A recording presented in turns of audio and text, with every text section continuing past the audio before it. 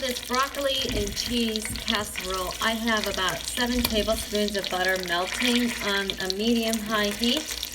I am tripling the recipe for an order and clients, so I figured I might as well just triple it and make it all at once. So what I'm going to do is melt the butter, and this should be about fine when almost all the butter is melted. Just careful you don't get splatter. Then I have about, roughly 4 to 5 good-sized white onions. And I'm going to soften them in here. I have it at a fine dice.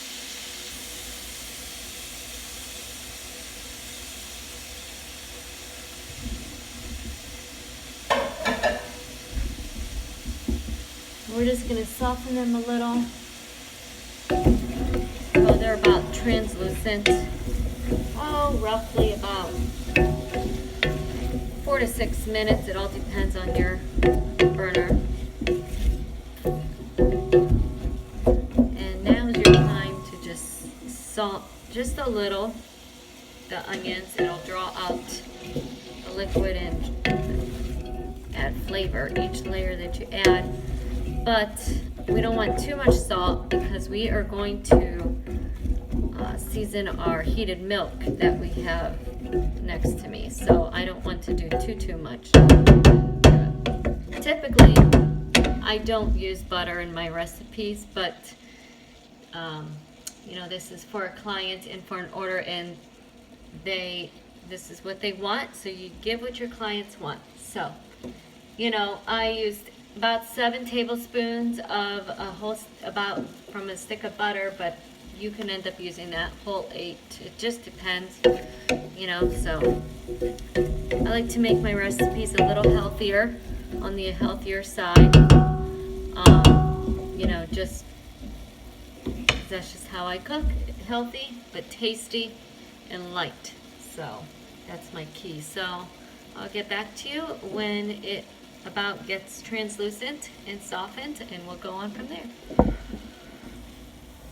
Okay, so with the warm milk, I have roughly about 4 cups of milk in here, and to make this a little healthier, I have 1% milk.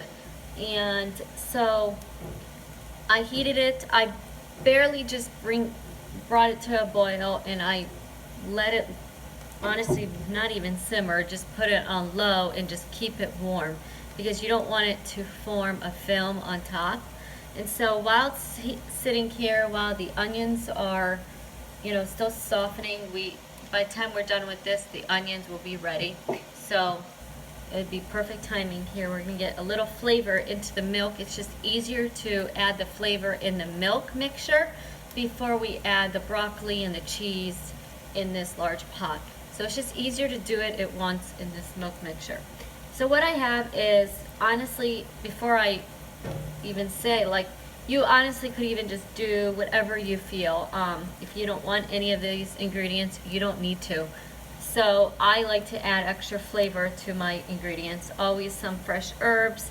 In something like this, a pinch of hot paprika, or even cayenne if you have. But I have good hot paprika from Hungary, and sweet as well.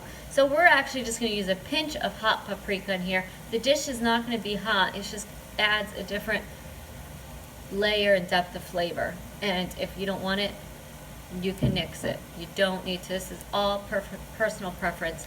And then I have a lot of sweet paprika, all from Hungary as well. So it honestly is just how much you like and how little, or at all. It's all up to you.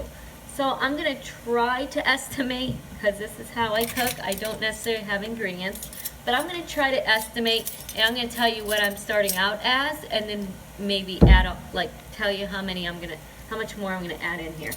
So what you want is your milk, your heated milk, keeping it on low, and then I'm going to add about roughly 2 tablespoons of fresh chopped parsley and thyme. You can also put thyme sprigs in the milk and let it keep adding flavor in there, but I decided to chop it up. You know, you'll see if I do it another time, another video, if you would like, my macaroni and cheese, and I use fresh thyme sprigs in the milk mixture, and it kind of, the leaves fall off and you add that flavor throughout slowly. So it's up to you how you want to do it, but I decided I would like the thyme in there. So here's a tablespoon. You definitely need more than that, in my opinion. So I'm kind of aiming for, you don't want it to be, you want to be able to taste the cheese and the broccoli. So that's 2, we'll do 3 tablespoons. And I'm not leveling this because it's herbs. In my opinion, you can't have enough. So then I'm going to next add in paprika. Oh, honestly, let's just start off with a teaspoon.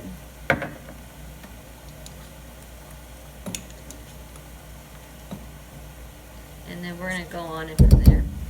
Okay, so that's a teaspoon. Maybe we'll do half a teaspoon more. So a teaspoon and a half.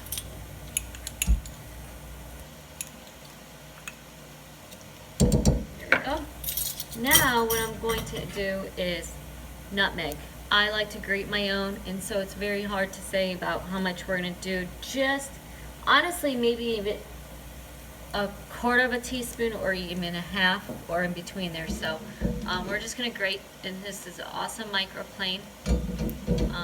I'm not advertising for the company, FYI, but it's really, I love this.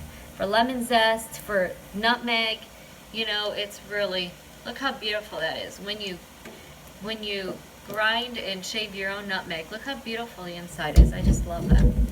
So this is where you get fresh flavor, you know, doing everything fresh. Now, honestly, you don't need to grind your own. You can easily have ground nutmeg, because I use that as well for things. So it's just really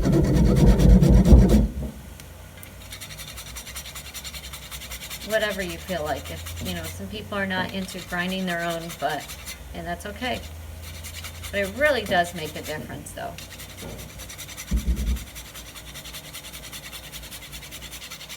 I can actually smell it too. It smells so good. You don't want too much. You don't want it to taste like the holidays. So, and then we're just gonna stir it up. Smells delicious.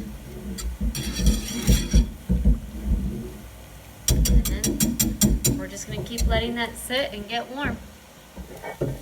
So I added about 4 tablespoons of flour in the onion mixture, and I'm just going to cook it out because no one likes that flour taste. I certainly don't. And just cook it out for about, honestly, just maybe a minute or 2, just to get that taste out. So we're just going to let that do that. Sorry with all the banging, but you know, it's sticking, so I don't like that for me. Then we're going to, after about, it's been about a minute or so, you don't want it to burn. It looks like my onions did, but they're not. They're beautiful. Have a nice color. Beautiful. Then what I'm going to do is I am actually going to take it off the heat and pour in the milk mixture and whisk it at the same time. So if you have your milk mixture with the handle, the pot, it makes it so much easier. But if not, you can pour a little at a time and whisk it in between, but make sure it is off the heat so it's not as hot and doesn't scorch your milk. Now it's time to do that, and so I will start doing that. I'm going to take it off and do that. Okay, so now I'm going to whisk in my hot milk at the same time here. We're going to slowly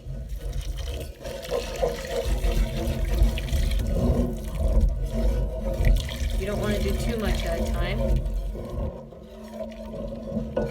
Scrape that flour bits on the bottom.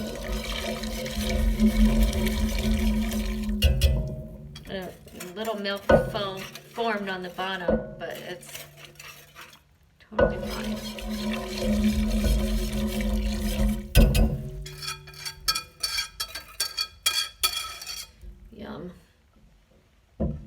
I'm just going to quickly do a quick whisk, and then we're going to put it back onto the splitting. Put it back onto the pot and bring it to a low simmer. You don't want to burn it. You don't want it to boil.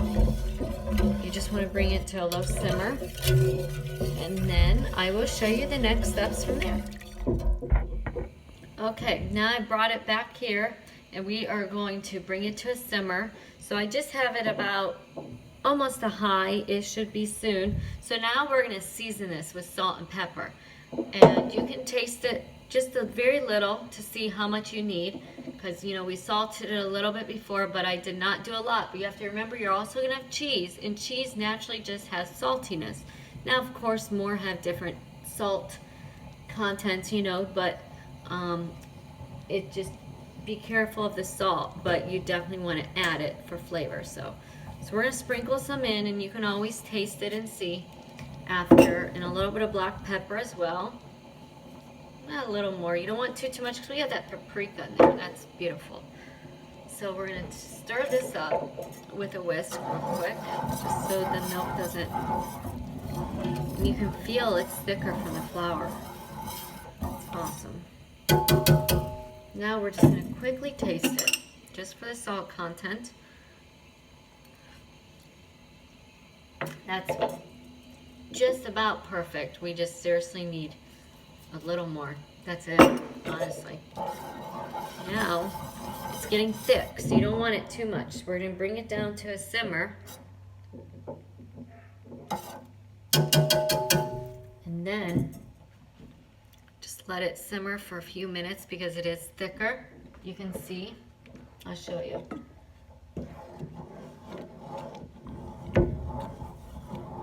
You can just see how it's not that thin. You can just see it stays on the spoon. That's thicker. It's beautiful. That's what you want. You want it to be a thicker, so like a casserole. Now at this point, we are going to toss in the cheese by the handful, carefully. And you don't want it to burn, you don't want it to melt too quick. So if the temperature is too high, then lower it just a little. I did lower it a little. It is simmering, so I'm going to keep it at a lower number here. It's about between a 2 and a 3 for the gas. And what we're going to do is toss in the cheese. I have grated fresh, sharp cheddar and New York sharp cheddar. So a little bit of the white cheddar and mostly the orange cheddar. So I'm going to show you here.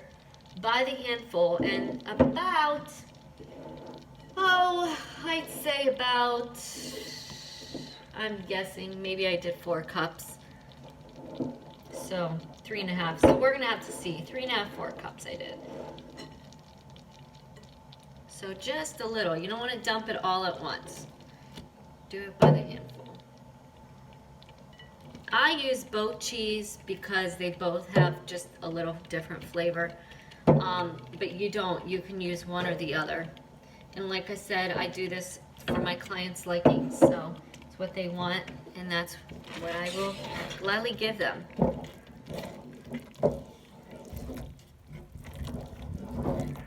You want a little more.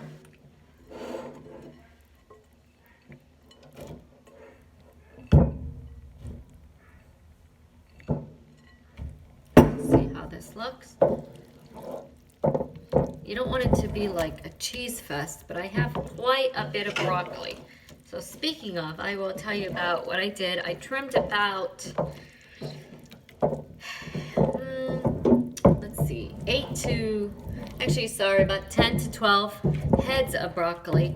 And I cut them into pieces, or, you'll see, broccoli naturally falls and cuts, so some pieces will be a little bigger and some, and then some will be a little smaller and thinner. It just depends how it naturally happens. So I think I'll add the rest of this because the client requested cheese. So we're going to just stir it in, and you'll see I did lower the heat again, and you just don't want it to be burning right now. The cheese is anyways melting. So then while that's happening, what I'm going to do You're supposed to let it just kind of melt.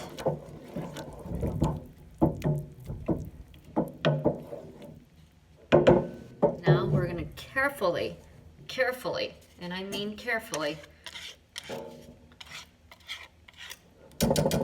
bring the broccoli in here, little by little. You don't want to put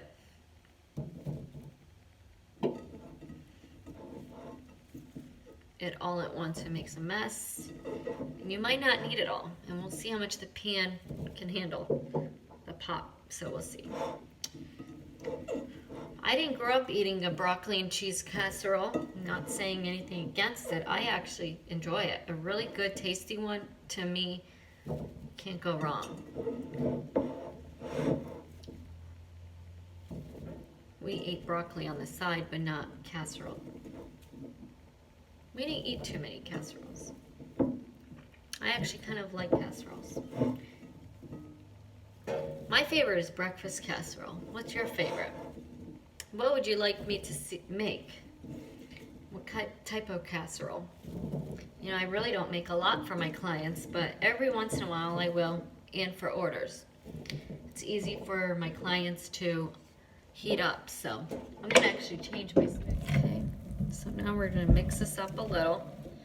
You can raise the heat a little. You can soften the broccoli, because once it's in the oven, it honestly does not bake very long. Probably about, I'm thinking, I kind of just go off with my head. So about 20 minutes or so. I'm going to separate this into 3 dishes. So one for the order tomorrow, so it's going to be a little larger, and that one's going to feed about 6 people, so you can have a little extra. And then another is going to feed about 3, and another is going to feed 2. So it's whatever you think. You know, like I said, I have tripled this recipe, and you can honestly do more, less, that is for sure. So we're going to add a little more.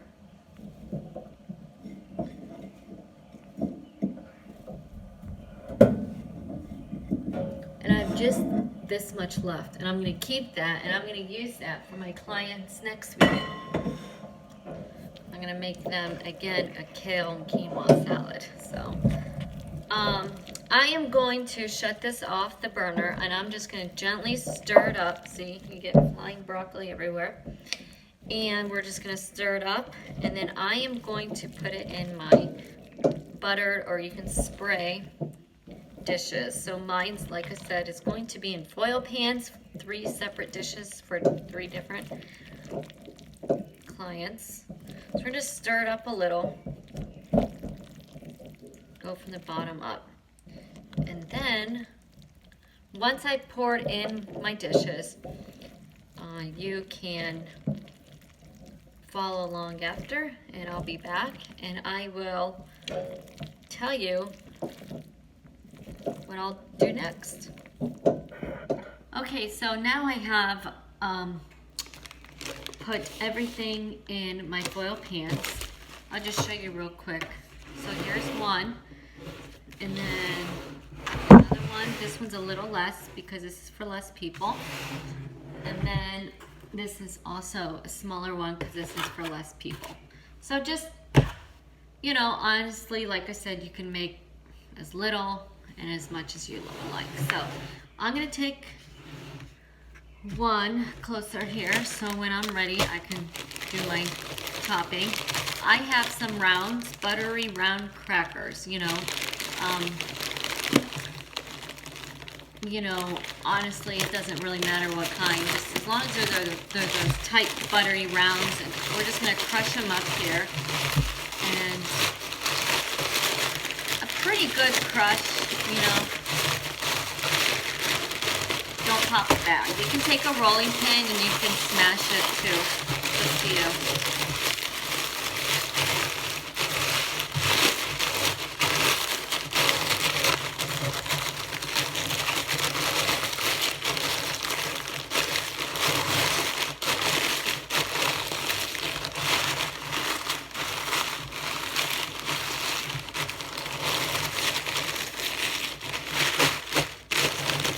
few ways you can do this. You can also do this on a stovetop.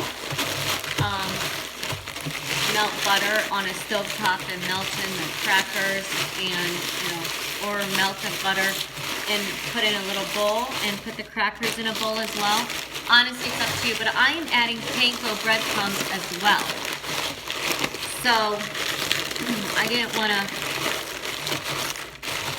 honestly, it's just really whatever you feel like. I honestly didn't feel like dirtying another pan, so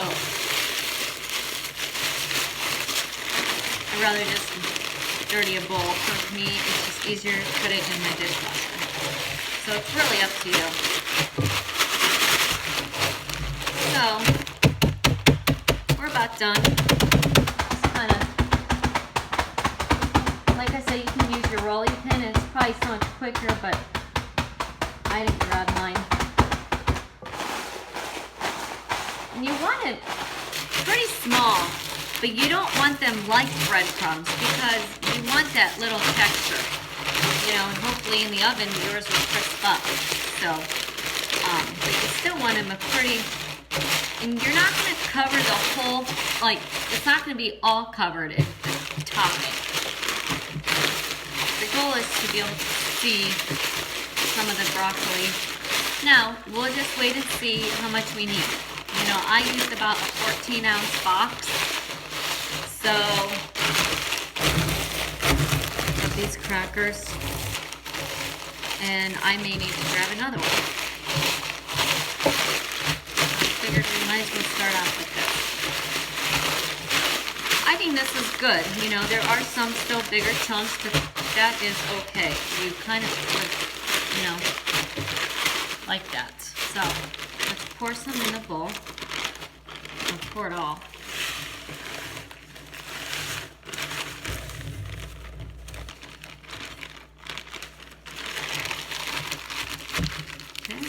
This. And now we're going to put panko breadcrumbs. They are a Japanese breadcrumb and they are crunchier and larger than a traditional breadcrumb. I definitely recommend using them if you want a little texture and crunch. That's about good. Half of this bag about. Just quickly toss it up. Ooh, I spilled breadcrumbs. Carefully, I should add. Carefully toss it up a little bit. Then, just a little bit, break up the little bigger ones. Okay, that looks about good. So then we're just going to take our butter and add it, and then add it in here. And then we're going to carefully toss this up. Kind of get the butter all over it.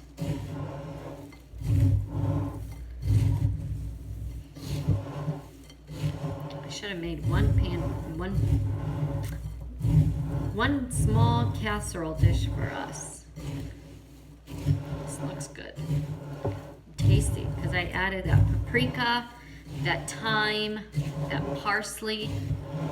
It just, and it's not going to be very heavy either because, like I said, I've used 1% milk just to lighten it up a little. And also, I added 2 different cheeses. And I know I didn't use a lot of the New York sharp cheddar, but I just wanted a little bit of it because I'll be honest, I had to look up, broccoli and cheese casseroles. The more traditional are with the yellow cheese, so it's what my client also wanted. So, like I said, do what they want, or if it's for you, do as you wish. So we're gonna collect this mess. Okay, now we'll take the larger one because this is actually for first. This is for a client in order, and this is actually first. So this is more important. I can add more toppings later on this coming week. So, the nice thing with some of the meals I make for my clients is that most of them can be made a little ahead of time. And so, this is good for mothers who work or just don't work and just have no time to cook, or don't have a lot of time, or don't love cooking. And this specific recipe is really good with, you know, a quick, easy dish. And tasty. Your kids may like it because of the cheese. And honestly, you can add other vegetables. Cauliflower, that's just as sturdy as a broccoli. You kind of want to do vegetables that will kind of bake around the same time as the broccoli. Broccoli is going to have a little bit of a give, like a little bite, but you kind of want that. You don't want to be too mushy because you got the gooey cheese, and if you had a gooey broccoli, that's just, to me, just too gooey in the textures. You want all kinds. You should get a crunch for the top, crunchy broccoli, and the gooey cheese. But it's not going to be like gooey like eating a pizza. Just perfect. So there we go. That looks good. A nice layer on top, but yet you can still see broccoli. Okay, so then I'm just going to do next. And in the meantime, I have the oven preheating at 350. And for my clients, all three actually, the order and my weekly clients I cook for, they said they would reheat it. Everything that I'm going to make is going to be reheated. So you can actually do that if you have some time. Make this, and this can even freeze very nicely as is, or baked a little, and you can also reheat it, or you can finish baking it. So I'm going to bake it for about 20 minutes. And so what you can do is bake it for 10 and stop the baking, and then you can reheat it for the remaining 10 minutes. Oops. I know this one has a little bit of gaps, but this is just for 2 people, and they're honestly fine with this. I know that. So I have leftover breadcrumbs. So what I'm going to do with this next week is possibly I'm going to bread maybe some chicken. So definitely keep this stuff. I like to make stuff, and if I have extra ingredients, I store it, because it's a waste of time and money to redo everything again. Now, you may have to add more, but at least you either have it all done at once, or you have to add more. So it's really up to you what you can do to it. But I like to keep it and reuse it, and I can bread chicken with it, put another topping with things. It's really up to you what you want to do. All right, and I'm going to pop these in the oven and bake for about 20 minutes, preheated, uncovered. And if you see that the breadcrumbs get too brown, cover it with foil lightly, and then it should be done.